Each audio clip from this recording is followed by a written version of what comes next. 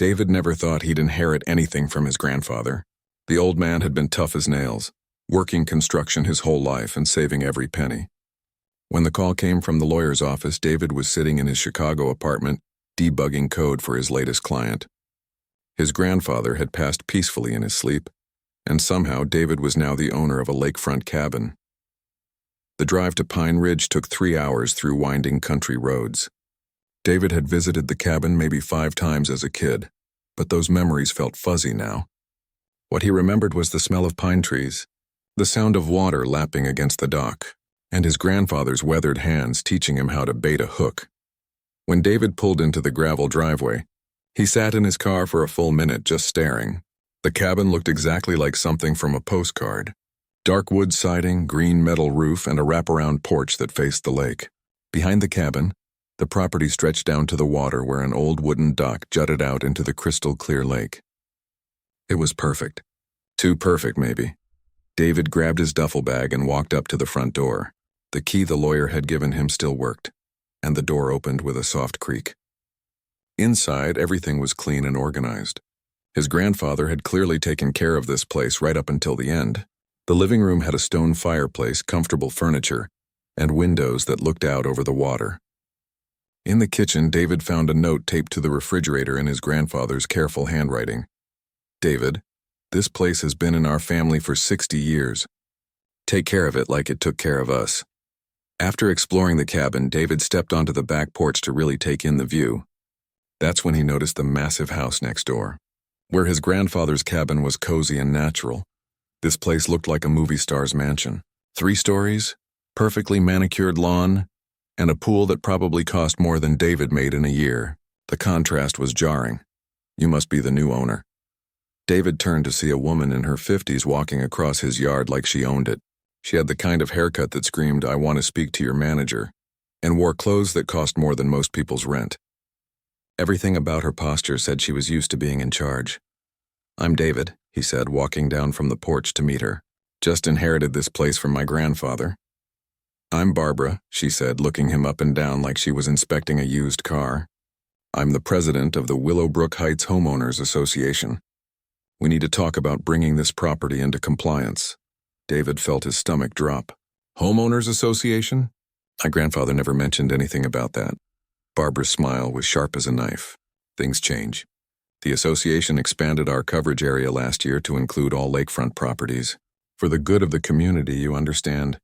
We can't have properties that don't meet our standards, bringing down everyone's property values." She handed him a thick packet of papers. "Here's your welcome packet. You'll find the community guidelines, architectural standards, and a list of immediate violations that need to be addressed." David flipped through the papers, his heart sinking with each page. "Violations? I just got here an hour ago." "Your grandfather's property has been out of compliance for months," Barbara said, not sounding sorry at all. "The vegetable garden in the backyard violates our landscaping codes." "Those wind chimes are too loud and disturb the peace, and that mailbox doesn't match our approved designs." David looked at the small vegetable garden his grandfather had tended for decades. Tomatoes, peppers, and herbs grew in neat rows. The wind chimes were barely audible, just a gentle tinkling in the breeze. The mailbox was a simple black post box that looked perfectly normal. "How much are these fines?" David asked, though he was afraid to hear the answer. $500 per violation, plus $100 per day until they're corrected," Barbara said casually, like she was discussing the weather. "Oh, and there's a monthly HOA fee of $300 going forward." David did the math in his head. Between the existing violations and the monthly fees, this place was going to cost him thousands of dollars just to keep. "This seems excessive for a property that's been here longer than your association." Barbara's fake smile got even faker. "I understand this might be overwhelming for someone like you. Perhaps you'd be interested in selling? I know several buyers who would be happy to take this burden off your hands." The way she said, "someone like you," made David's jaw clench. He wasn't imagining the tone. This woman had sized him up and decided he didn't belong here. "I'm not interested in selling," David said firmly. "This property has been in my family for 3 generations." "Well then, you'll need to come into compliance immediately," Barbara said, her voice turning cold. "The next HOA meeting is Thursday at 7. Attendance is mandatory for all new residents." After Barbara left, David sat on his grandfather's porch and read through the HOA packet more carefully. The rules were ridiculous. Grass had to be cut to exactly 2 inches. All outdoor furniture had to be approved by the architectural committee. Even the color of your front door needed permission to change. But what really bothered David was the timeline. According to the papers, the HOA had only expanded to include his grandfather's property 6 months ago.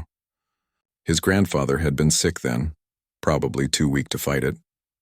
The old man had spent his last months dealing with this harassment, instead of enjoying the place he'd worked so hard to build.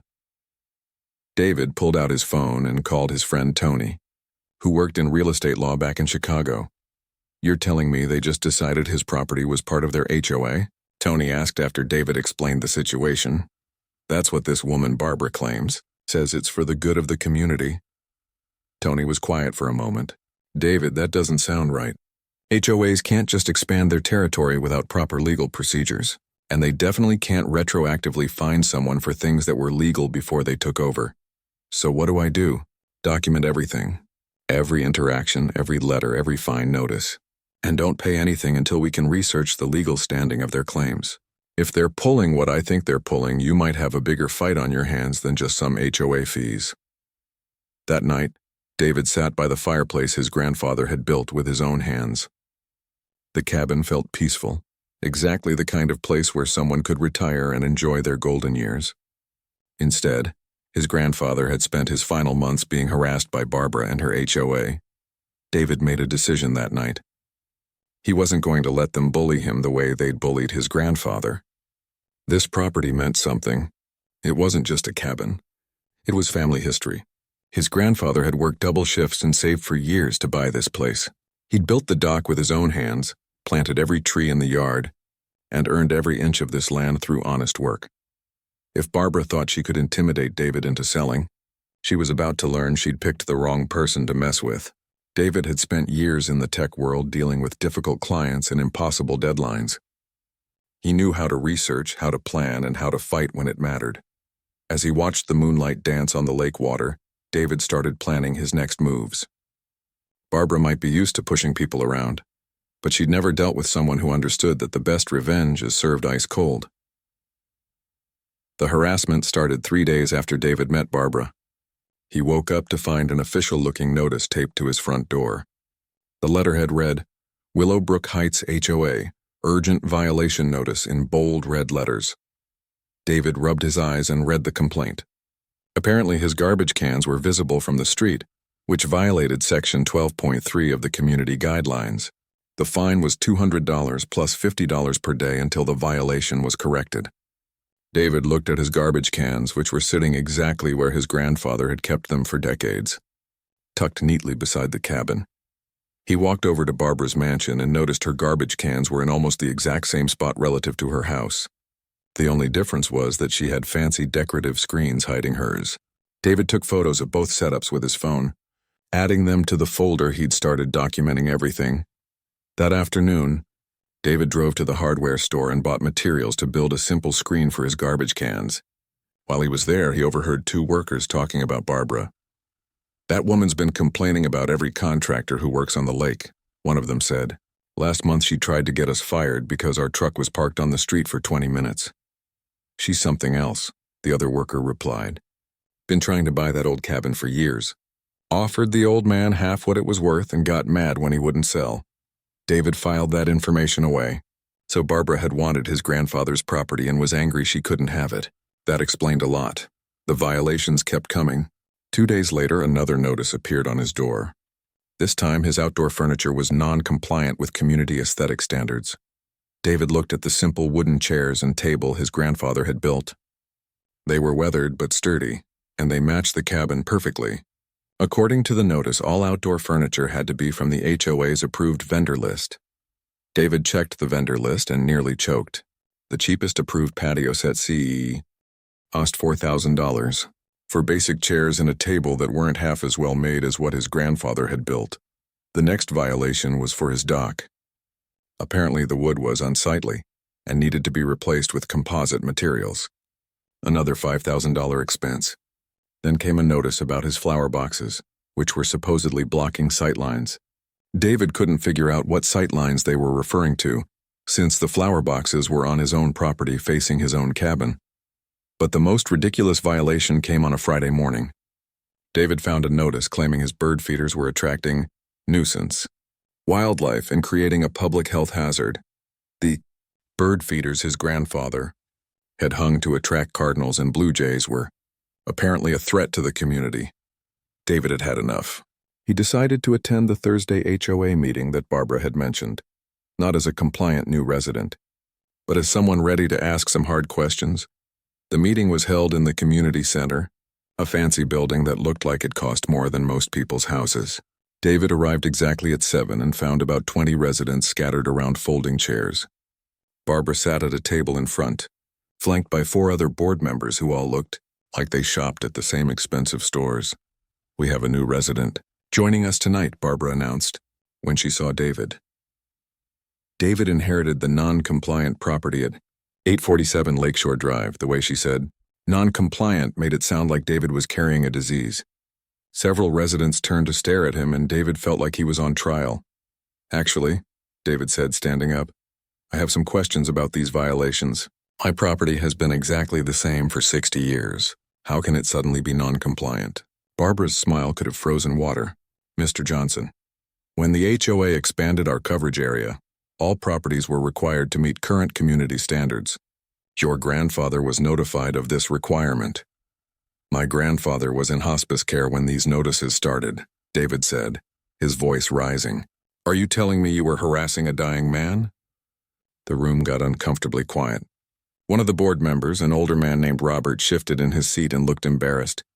"We don't harass anyone," Barbara said coldly. "We simply enforce the rules that keep our community beautiful and our property values high." "Speaking of rules," David said, pulling out his phone, "I've been reading the HOA bylaws. According to Section 3.1, any expansion of coverage area requires a vote by affected property owners. When was that vote held?" Barbara's face went red. "That's not how it works for lakefront properties. We have special authority under the environmental protection clauses." David had spent 3 sleepless nights reading HOA law online. "What environmental protection clauses? I don't see any mention of that in your bylaws." "Young man," Barbara snapped, "I don't appreciate your tone. If you can't afford to maintain your property to community standards, perhaps you should consider selling to someone who can. And I don't appreciate being charged thousands of dollars in made-up fines," David shot back. "Show me the legal documentation that proves my property is actually part of this HOA." Barbara shuffled through her papers, clearly flustered. "That documentation is filed with the county. You can request copies through proper channels." After the meeting, David approached Robert, the board member who'd looked uncomfortable during the exchange. "Can I ask you something off the record?" David said. Robert glanced around to make sure Barbara wasn't listening. "What do you want to know?" "How long has Barbara been trying to expand the HOA to include lakefront properties?" Robert sighed. "About 2 years. She's convinced that having non-HOA properties on the lake hurts everyone's property values. Your grandfather's place was the last holdout." "And the vote to include my property?" Robert looked even more uncomfortable. "There wasn't really a vote. Barbara convinced the board that we had authority under some environmental statute, but honestly, none of us understood the legal details. We just trusted her research." That weekend, David drove to the county courthouse to research the legal standing of the HOA's claims. What he found made his blood boil. There was no record of any legal expansion of the HOA's authority. No environmental statute, no vote, no proper filing. Barbara had simply decided his grandfather's property was part of the HOA and started issuing fines. It was completely illegal. David also discovered something else interesting. Barbara's own property had been cited by the county for several violations over the years. Unpermitted deck extensions, illegal fence placement, and septic system issues that had never been resolved. But the most interesting discovery came when David researched property transfers in the area. Barbara had been buying up lakefront properties for years, usually from elderly owners who couldn't afford to fight HOA harassment. She'd flip them to developers or wealthy buyers, making huge profits each time. David's grandfather's property was the crown jewel she'd never been able to get her hands on. Now she was trying to force David out the same way she'd forced out the others. That night, David called his friend Tony again. "You were right," David said. The whole thing is illegal. She's been running a scam to force people off their properties. That's serious, David. That's not just HOA overreach. That's fraud. So what do I do? Document everything like I said before. But also, stop responding to their violations. Don't pay any fines. Don't make any changes to your property. If they want to claim authority over your land, make them prove it in court. And if they try to put a lien on my property, they can't legally lien a property that's not actually part of their HOA. But David, be careful. If this woman is as determined as she sounds, she might escalate things. David hung up feeling more confident than he had in weeks. Barbara thought she was dealing with another elderly victim she could intimidate into selling. Instead, she was dealing with someone who knew how to research, how to plan, and how to fight back. The next morning, David found another violation notice on his door. This time, Barbara was claiming his grandfather's memorial garden violated setback requirements. She wanted David to dig up the roses his grandfather had planted in memory of his late wife. David crumpled up the notice and threw it in the trash. The harassment was about to get much worse, but now he knew exactly what Barbara was trying to do. And he was going to make sure she regretted ever targeting his family. David had to leave for a 2-week business trip to Seattle. His biggest client needed an emergency system overhaul, and turning down the job would have meant losing a contract worth 6 months of income. Before he left, David installed a simple security camera system and asked his neighbor Jim, an older man who lived across the lake, to keep an eye on the cabin. "That Barbara woman's been sniffing around your place every day since you got here," Jim warned him. "She walks her little dog past your property twice a day, but she's not looking at the dog. She's taking pictures." David made sure all his doors and windows were locked, set up the security cameras to send alerts to his phone, and headed to the airport. He figured the worst Barbara could do was leave more violation notices on his door. He was wrong. On day 5 of his trip, David got a call from Jim at 6 a.m. Seattle time. "David, you need to get back here. There's a kid living in your cabin." David nearly dropped his phone. "What do you mean, living in my cabin?" "Barbara's son.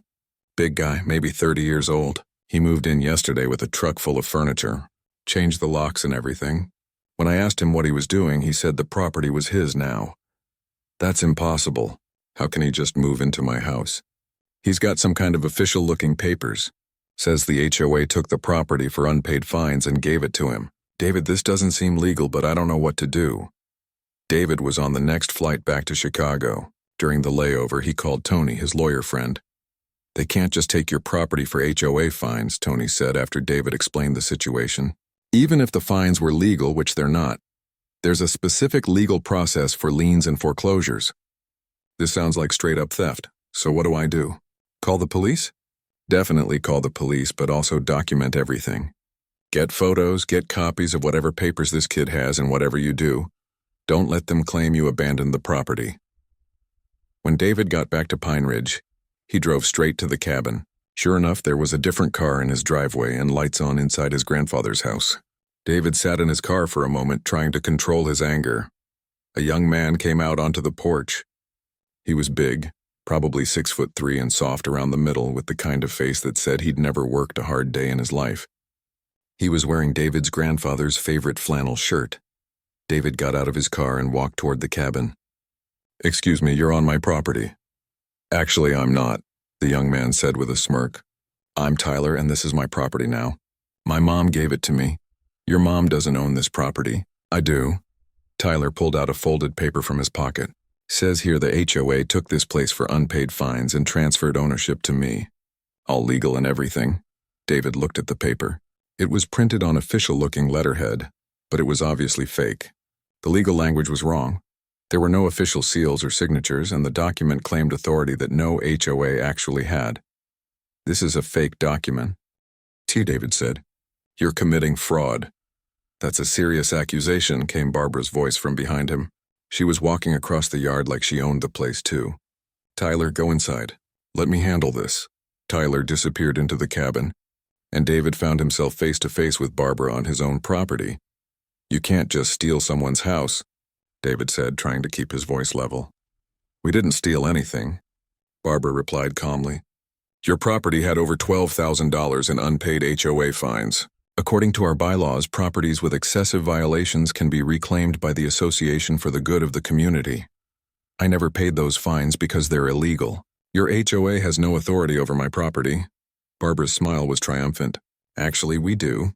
I had our lawyer research the matter thoroughly.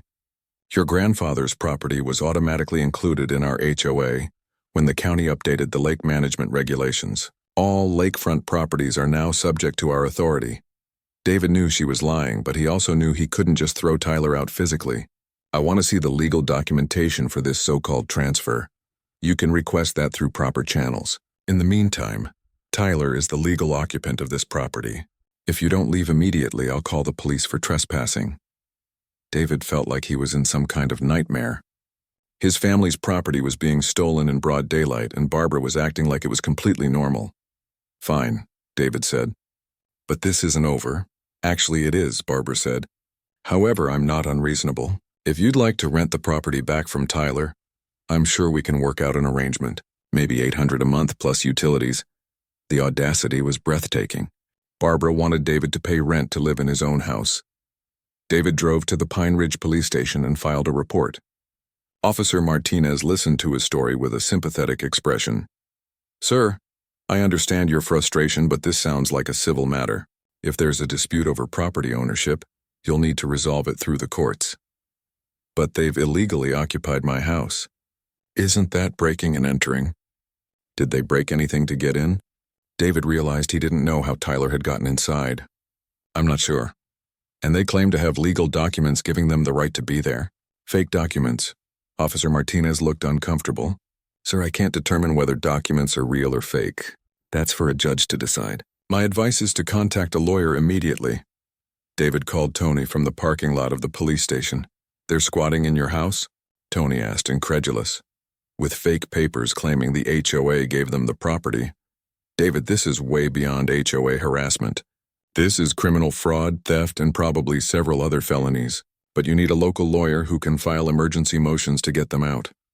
Tony gave David the name of a property lawyer in the area. David called immediately and explained the situation. Can you be here tomorrow morning? Asked attorney Linda Chen. Bring every document you have, including the fake transfer papers if you can get copies. We need to move fast on this. That night, David stayed in a motel room 20 minutes from his own house. He couldn't sleep, thinking about Tyler wearing his grandfather's clothes and sleeping in his grandfather's bed. The violation was personal in a way that went beyond just property theft. The next morning, David met with Linda Chen. She was a sharp woman in her 40s who specialized in property disputes. This is one of the most brazen cases I've ever seen, she said after reviewing David's documentation. They're not even trying to make it look legal. This transfer document is laughable. So what can we do? We file for an emergency injunction to remove the unauthorized occupants, and we press for criminal charges. But David, I have to warn you, even with an emergency motion, this could take weeks to resolve. And if this Barbara woman is as vindictive as she sounds, she might try to damage the property before we can get them out. David thought about his grandfather's handmade furniture, the family photos and 60 years of memories sitting inside that cabin. There's something else you should know, Linda continued. I did some research on this Barbara woman. She's been involved in 3 similar property disputes over the past 5 years. Each time, elderly property owners ended up selling to her at below-market prices after extended harassment campaigns. So this is what she does for a living? It looks that way. She targets properties she wants, uses the HOA to harass the owners, then either forces them to sell or finds legal loopholes to claim the properties. You're just the first person young enough and stubborn enough to fight back. David felt a cold anger settling in his stomach. Barbara hadn't just stolen his property.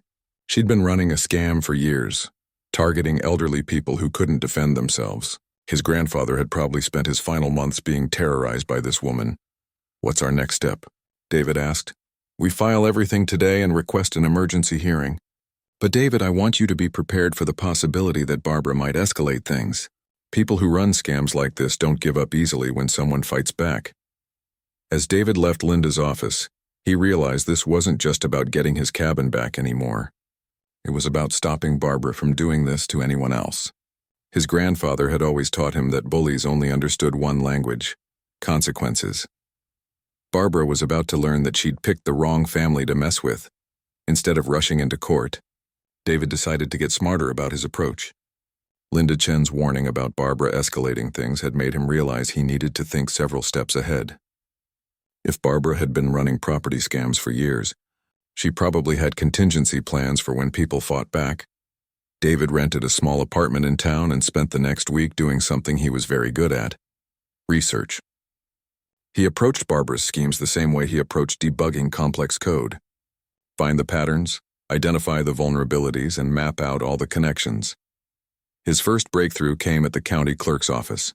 David requested records for all property transfers in the Pine Ridge area over the past 5 years.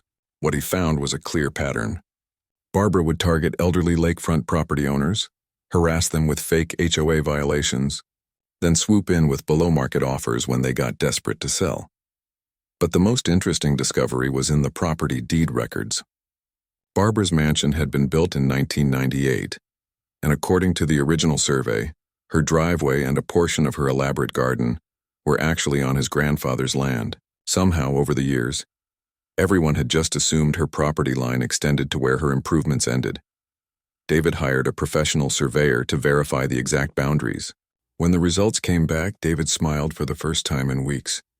Not only was Barbara's driveway on his land, but her pool house and half of her tennis court were also on his property. The surveyor, an older man named Frank, shook his head as he showed David the results. This is pretty common with older properties. People build improvements without checking exact boundaries, and over time everyone forgets where the real lines are. "What are my rights as the property owner?" David asked.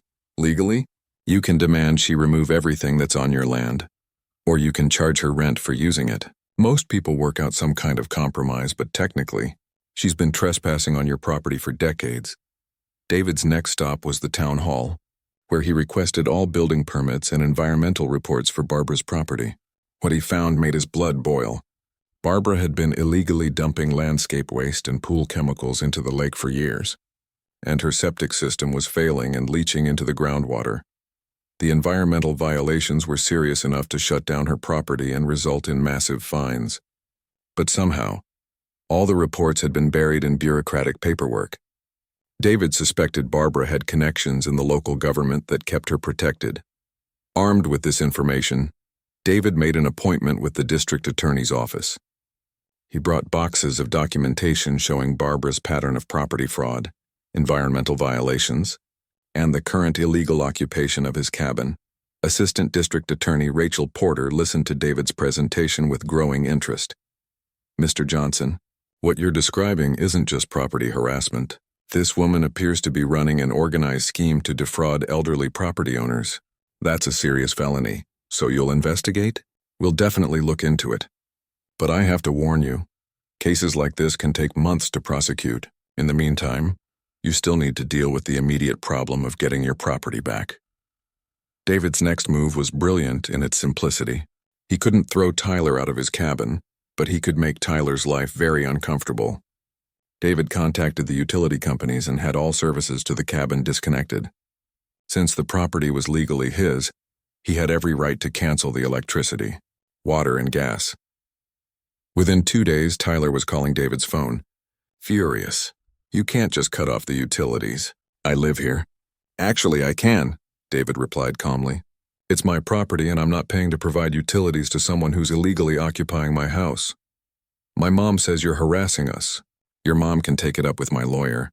David also contacted the internet and cable providers. Soon, Tyler was living in a dark, cold cabin with no way to charge his phone or watch TV. For someone who'd probably never lived without modern conveniences, it was torture. But David's masterstroke came when he researched HOA law more thoroughly.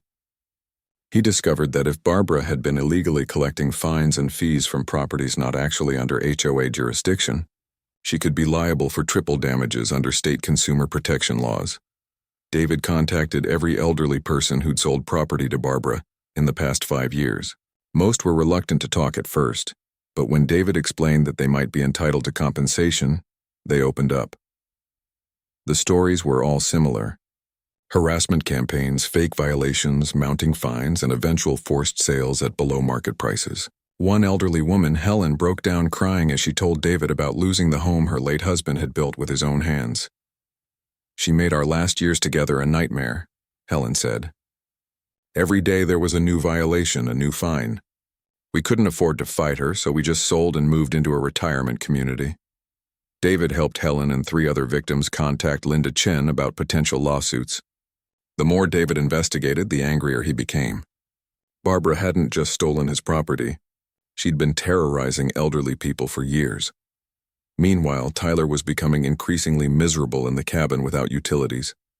David's security cameras showed him trying to run a generator, but it kept breaking down. Tyler was clearly not the type of person who could handle roughing it. After a week of living like a camper, Tyler made a crucial mistake. Frustrated with the generator, he tried to illegally tap into the power line from Barbara's house. David had been monitoring for exactly this kind of thing, and he immediately called the power company and the police.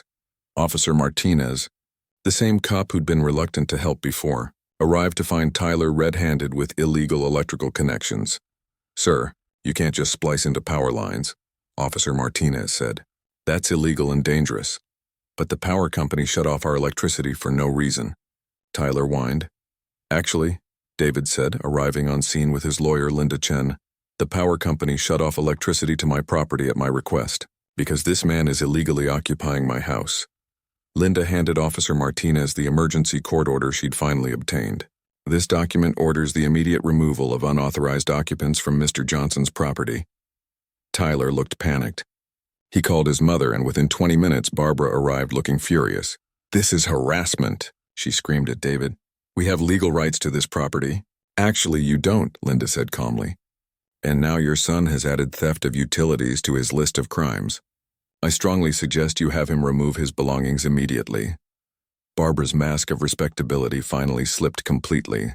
"You have no idea who you're messing with. I have connections in this town. I'll make sure you never feel welcome here." "Ms. Blackwood," Officer Martinez interrupted, "are you threatening this man?" Barbara realized she'd gone too far. "Of course not. I'm simply stating facts." But David was recording everything on his phone, and Barbara's threats were now documented. As Tyler loaded his stuff into a truck, David felt a surge of satisfaction. He'd gotten his cabin back, but more importantly, he'd learned everything he needed to know about how Barbara operated. That night, David sat on his grandfather's porch for the first time in weeks. The cabin was a mess. Tyler had been a slob, but it was his again. As he looked across the lake, David realized this was only the beginning. Barbara had spent years targeting people who couldn't fight back. Now she was dealing with someone who understood that the best way to stop a bully was to hit back twice as hard. David pulled out his phone and started making calls. It was time to go on the offensive. David's revenge began at dawn on a Tuesday morning. He'd spent weeks planning every detail, and now it was time to execute. The first truck arrived at 6 a.m. sharp, carrying surveying equipment and orange traffic cones. The second truck brought the fence materials. The third truck brought the workers. By 7 a.m., David had a full construction crew setting up on his property line. The survey had confirmed what he'd suspected. Barbara's driveway, pool house, and half her tennis court were built on his land. Today, David was putting up a fence along the exact legal boundary of his property. Barbara came storming out of her house in a bathrobe, her hair in curlers, looking nothing like the composed HOA president she pretended to be. "What is the meaning of this?" she shrieked at the construction foreman. "Ma'am, we're installing a fence for the property owner," the foreman replied calmly. "All our permits are in order. You can't fence here." "This is my driveway." David walked over, carrying a cup of coffee and the survey documents. "Actually, Barbara, this is my driveway. Your driveway is on my property, which makes it my driveway." Barbara's face went purple. "That's impossible. I've lived here for 15 years. "And for 15 years you've been trespassing," David said pleasantly. "Don't worry, though. I'm sure we can work out some kind of rental arrangement. Maybe $800 a month. That seems fair, considering that's what you wanted to charge me to live in my own house." The fence was specifically designed to make Barbara's life miserable. David had hired the best spite fence contractors in the state, and they'd created a masterpiece of legal property protection. 8 feet tall, solid wood panels with posts sunk deep in concrete. The fence ran right through Barbara's driveway, cutting off her access to her own garage. But David wasn't done. While the fence crew worked, David made a call to the county environmental office. "I'd like to report illegal dumping and septic system violations. David told the inspector. He provided the exact location and detailed documentation of Barbara's environmental crimes. By noon, a county inspector was on site, taking soil samples from Barbara's property. What they found was exactly what David expected: years of illegal chemical dumping that had contaminated the groundwater. "Ma'am, we're going to need you to cease all use of your pool and have your septic system professionally inspected immediately," the inspector told Barbara. "These contamination levels are serious." Barbara tried to argue, but the inspector wasn't interested in her excuses. Within hours, her property was red-tagged for environmental violations. No one could live there until the contamination was cleaned up. David's next call was to the IRS. His research had revealed that Barbara had been claiming the HOA as a nonprofit organization while personally profiting from property schemes. That was tax fraud on a federal level. The final piece of David's plan involved the local media. David had documented everything Barbara had done, not just to him but to elderly victims over the years. He contacted the investigative reporter at the regional TV station with a story about HOA fraud targeting senior citizens. The reporter, Jennifer Walsh, was immediately interested. "You're telling me this woman has been systematically defrauding elderly property owners for years?" "I have documentation for at least 12 cases over 5 years, David said.